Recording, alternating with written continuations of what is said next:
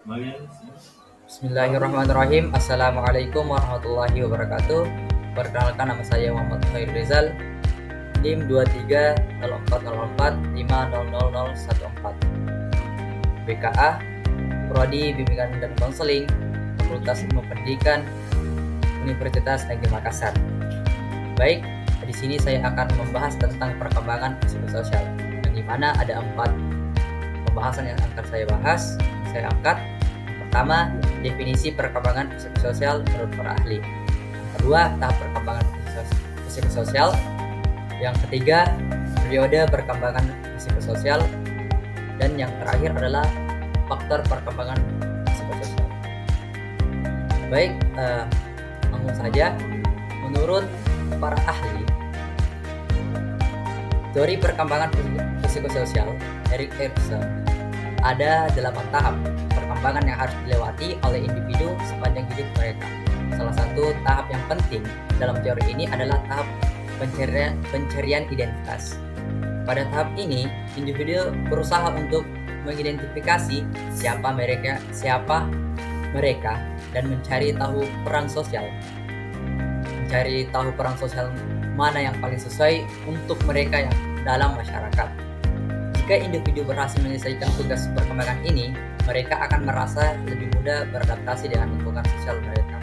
Namun, jika seseorang mengalami krisis identitas dan kesulitan dalam mencari jati diri, maka perlu dilakukan upaya untuk mengatasi masalah tersebut. Salah satu cara untuk mengatasinya adalah dengan menjaga kesehatan psikologis individu, karena hal ini akan mempengaruhi kemampuan mereka untuk mencapai tugas perkembangan di masa remaja. Menurut Jan Piaget, seorang psikolog Swiss yang terkenal dengan teori perkembangan kognitifnya, juga memiliki pemahaman tentang pengaruh lingkungan sosial dalam perkembangan individu.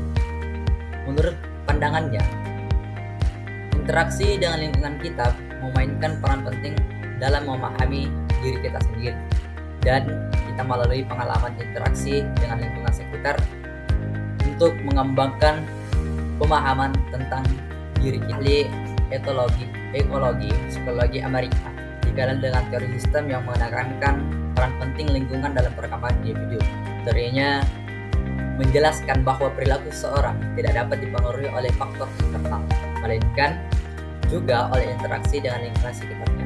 Dalam konteks perkembangan psikososial, Baron Penn berargumen bahwa perkembangan anak dipengaruhi oleh sistem lingkungan yang mencakup pikiran, emosi, serta preferensi individu.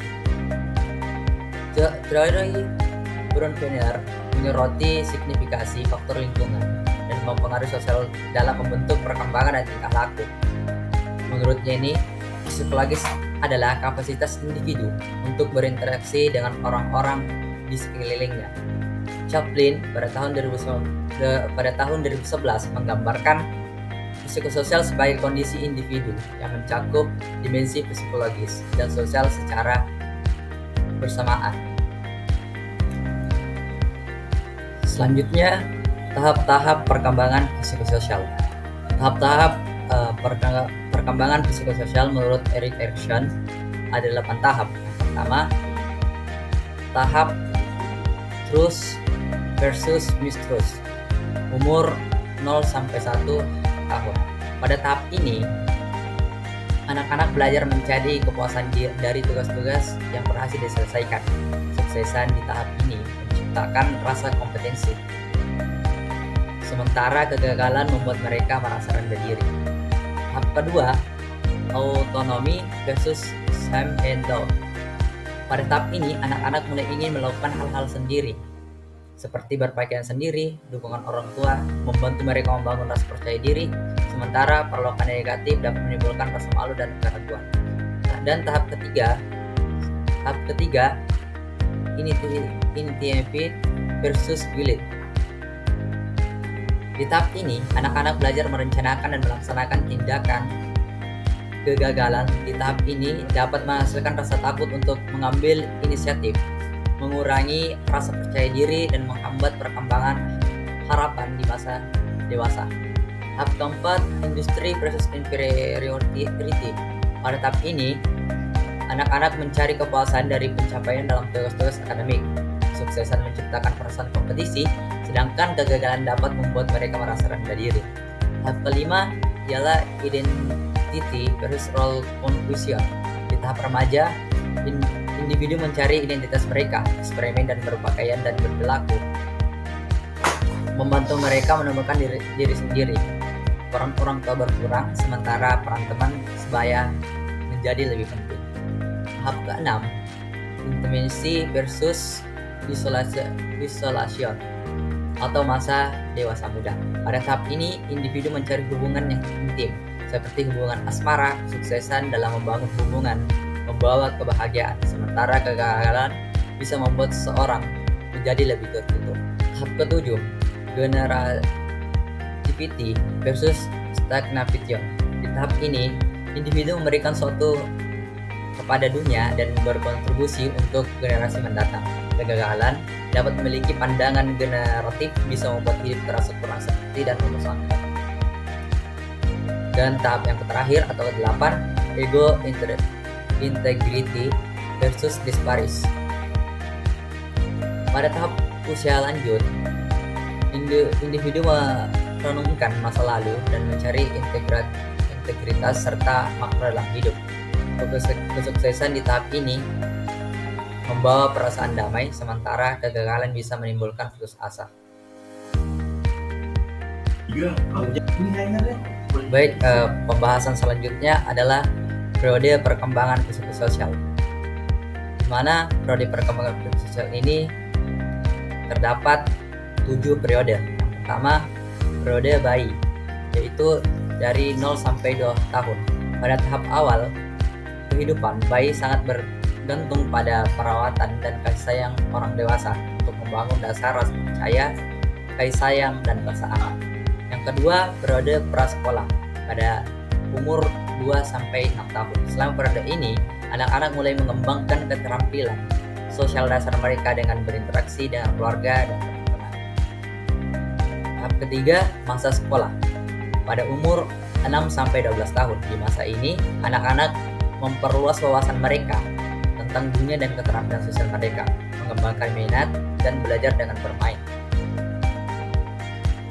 4. Masa remaja pada umur 12 sampai 18 tahun. Pada periode remaja, individu mencari identitas pribadi mereka, mengeksplorasi minat dan peran dalam masyarakat, dan menghadapi perubahan fisik dan emosional. Tahap kelima, masa dewasa awal pada umur 18 sampai 40 tahun. Di masa ini, individu mencari hubungan intim dengan orang lain dan mencari makna serta tujuan dalam hidup mereka. Keenam, masa dewasa pertengahan pada umur 40 sampai 65 tahun. Pada periode ini, orang dewasa mencari kebahagiaan dengan menciptakan dan mendukung generasi berikutnya, baik sebagai orang tua melalui peran sosial lainnya. Tahap terakhir adalah usia lansia, 65 tahun ke atas. Pada usia lansia, individu merenungkan pengalaman hidup mereka dan menerima diri mereka dengan segala pengalaman yang telah mereka alami. Dengan demikian, melalui berbagai periode perkembangan psikologi sosial ini, setiap individu menghadapi tantangan unik yang membentuk siapa mereka dan membantu pertumbuhan pribadi mereka. Kemudian faktor yang mendukung dan menghambat perkembangan psikososial, di mana ada 6 faktor pendukung. Yang pertama, dukungan keluarga. Keberadaan keluarga yang penuh kasih sayang dan dukungan dapat meningkatkan rasa percaya diri individu. Yang kedua, pertemanan yang baik. Pertemanan yang sehat dan positif dapat mempengaruhi perilaku individu, mendorong partisipasi dan aktivitas sosial dan meningkatkan keterampilan interaksi sosial. Ketiga, aktivitas bermakna. Melibatkan diri dalam aktivitas yang membangun keterampilan komunikasi dan sosial di luar lingkungan kelas juga berperan penting dalam perkembangan psikososial. Keempat, merasa diterima dan diterima oleh lingkungan sosial dapat meningkatkan rasa percaya diri dan kenyamanan dalam berinteraksi. Yang kelima, kemampuan pengadilan diri. Kemampuan untuk mengelola emosi dan bangkit setelah kegagalan adalah faktor penting dalam perkembangan sosial. Dan yang terakhir adalah kebahagiaan.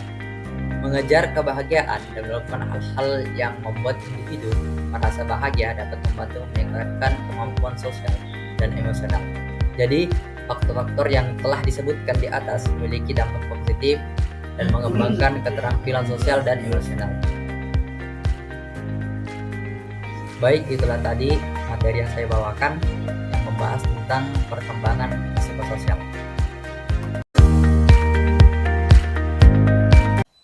Baiklah, selanjutnya adalah perkembangan bahasa dan emosi.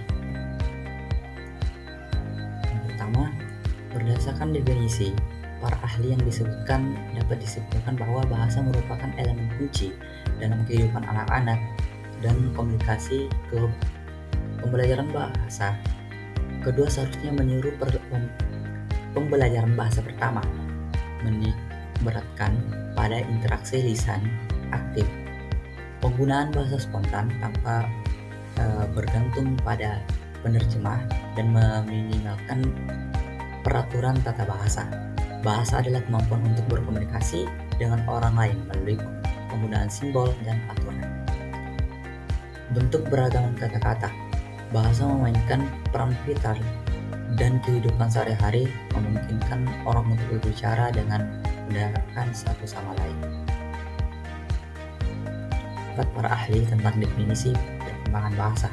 Yang pertama, menurut Silawati, bahasa memiliki peran kunci dalam kehidupan anak, terutama di era komunikasi global, di mana bahasa adalah media utama untuk berkomunikasi. Metode dalam Berlitz menyatakan bahwa pembelajaran bahasa kedua seharusnya mirip dengan pembelajaran bahasa pertama, dengan fokus pada interaksi lisan yang aktif, penggunaan bahasa spontan tanpa perlu menerjemahkan antara bahasa pertama dan kedua, serta menekankan sedikit atau bahkan tanpa aturan gramatikal. Menurut Cahya, bahasa adalah kemampuan untuk berkomunikasi dengan orang lain. Bahasa merupakan satu untuk baik melalui ucapan, tulisan, atau isyarat. Yang disarankan sistem simbol-simbol tertentu. Bahasa terdiri dari kata-kata yang digunakan oleh masyarakat dengan aturan-aturan tertentu untuk membentuk berbagai variasi dan mengkombinasikannya. Bahasa memiliki peran penting dalam kehidupan sehari-hari karena setiap individu membutuhkan bahasa untuk berbicara dan mendengarkan orang lain. Ada 6 tahap perkembangan bahasa. Yang pertama, tahap pralinguistik pada umur 0-1 tahun. Pada tahap ini, anak mulai menangis, tertawa, dan menjerit. Ini adalah tahap meraba atau pralinguistik pertama dan meraba. Tahap kedua adalah tahap satu kata, 1 atau sampai 2 tahun. Pada tahap ini, anak mulai menggunakan satu kata untuk menyatakan keinginannya. Tahap ketiga yaitu tahap 2 kata, umur 2-3 tahun. Pada tahap ini, anak mulai menggunakan 2 kata untuk menyatakan keinginannya. Yang keempat, tahap banyak kata, 3-4 tahun. Pada tahap ini, anak mulai menggunakan banyak kata untuk menyatakan keinginan dan mulai memahami tata bahasa. Tahap kelima, tahap pengembangan tata bahasa awal, umur 2-5 tahun. Pada tahap ini, anak mulai mengembangkan tata bahasa, panjang kalimat mulai bertambah, ucapan-ucapan yang digunakan semakin kompleks. Keenam, tahap perkembangan tata bahasa 5-7 tahun. Pada tahap ini, anak mulai mengembangkan tata bahasa yang lebih kompleks dan mulai memahami aturan tata bahasa. Dan tahap yang terakhir atau yang ketujuh, tahap tata bahasa, umur 7-12 tahun. Pada tahap ini, anak mulai menguasai tata bahasa dan mulai menggunakan bahasa secara efektif. Faktor yang mempengaruhi perkembangan bahasa pada anak. Yang pertama, kesehatan. Kesehatan anak dapat mempengaruhi kemajuan bahasa pada anak. Anak yang sering sakit pada 2 tahun pertama umurnya mungkin akan mengalami kelambatan atau kesulitan dalam pengembangan kemampuan berbicara. Selanjutnya, intelijensi. Anak yang mengalami perkembangan bahasa yang pesat umumnya memiliki intelijensi yang normal. Anak-anak yang lebih cerdas cenderung memiliki kemampuan bahasa yang lebih baik. Kemudian, status sosial ekonomi. Anak yang berasal dari keluarga dalam kondisi ekonomi rendah mungkin tidak mendapat perhatian yang cukup terhadap perkembangan bahasa mereka. Di sisi lain, anak-anak dari keluarga yang lebih berada cenderung memiliki kemampuan berbahasa yang lebih baik. Kemudian jenis kelamin, tidak ada perbedaan yang signifikan dapat perkembangan bahasa antara laki-laki dan perempuan. Selanjutnya, hubungan keluarga. Hubungan yang sehat dan penuh kasih sayang antara orang tua, anak, dan mendukung perkembangan bahasa anak. Sementara hubungan yang tidak sehat dapat menyebabkan anak mengalami kesulitan atau kelambatan dalam perkembangan bahasa mereka. Kemudian kondisi lingkungan. Lingkungan bahasa di sekitar anak memiliki dampak dasar pada perkembangan bahasa mereka. Anak-anak yang tumbuh dalam keluarga yang menggunakan lebih dari satu bahasa biasanya mengalami pengembangan bahasa yang lebih baik dan lebih cepat dibandingkan dengan yang hanya menggunakan satu bahasa. Kemudian kecerdasan anak. Yang lebih cerdas cenderung memiliki kemampuan berbahasa yang lebih baik. Selanjutnya, jumlah anak atau jumlah keluarga. Keluarga yang memiliki lebih banyak anggota cenderung mendukung perkembangan bahasa dan lebih cepat karena adanya komunikasi yang beragam. Selanjutnya, posisi urutan kelahiran. Anak yang berada di tengah dan urutan kelahiran cenderung mengalami perkembangan bahasa lebih cepat daripada anak sulung atau anak bungsu. Ini disebabkan oleh arah komunikasi yang berada dalam keluarga. Selanjutnya, perkembangan pola komunikasi dalam keluarga. Keluarga yang memiliki pola komunikasi yang beragam cenderung mempercepat perkembangan bahasa anak-anaknya.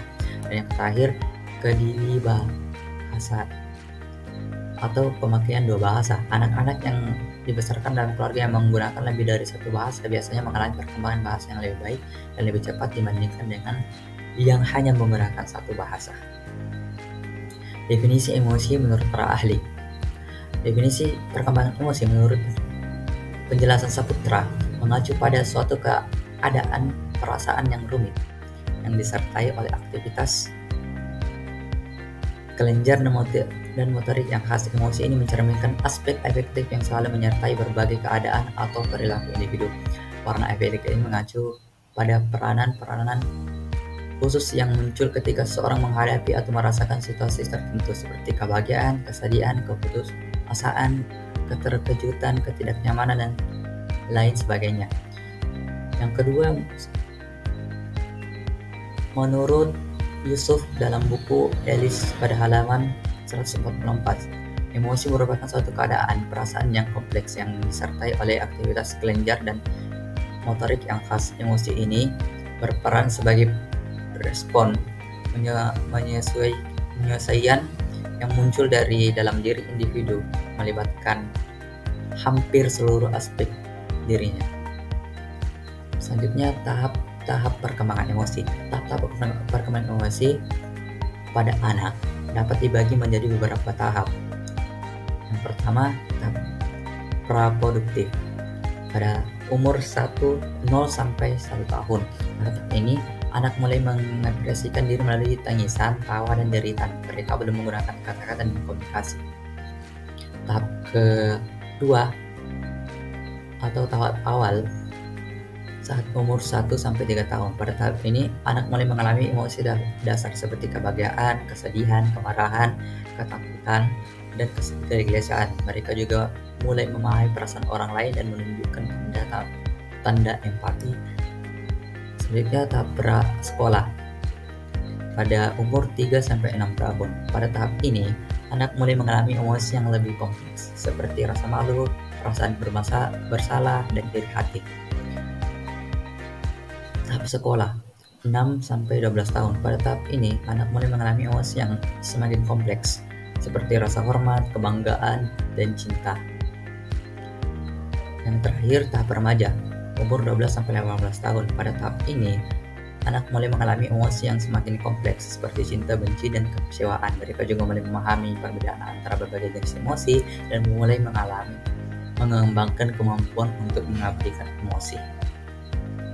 Faktor yang mempengaruhi perkembangan emosi. Yang pertama, beberapa ahli psikologi menyebutkan ada beberapa faktor yang mempengaruhi perkembangan emosi seseorang, yaitu pola asuh orang tua. Yang kedua, pengamalan traumatik. Yang ketiga, temperamen. Yang keempat, jenis kelamin. Yang kelima, usia. Yang keenam, perubahan jasmani.